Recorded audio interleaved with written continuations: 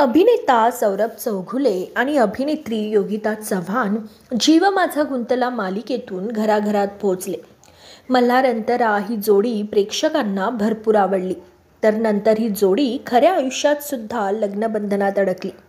सौरभ विविध मालिकांमधून आपल्याला दिसतोय, तर योगिता नुकतीच बिग बॉस मराठीमध्ये झळकली होती.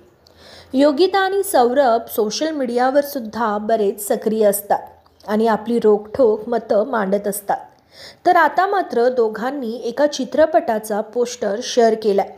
तो म्हणजे मुफासा द लायन किंग, ज्याचे हिंदी डब शाहरुख खान आणि त्याची मुलं आर्यन खान, अब्राहम खान आणि श्रेयस तळपदे, मकरंद देशपांडे आणि संजय मिश्रा या कलाकारांनी केलंय.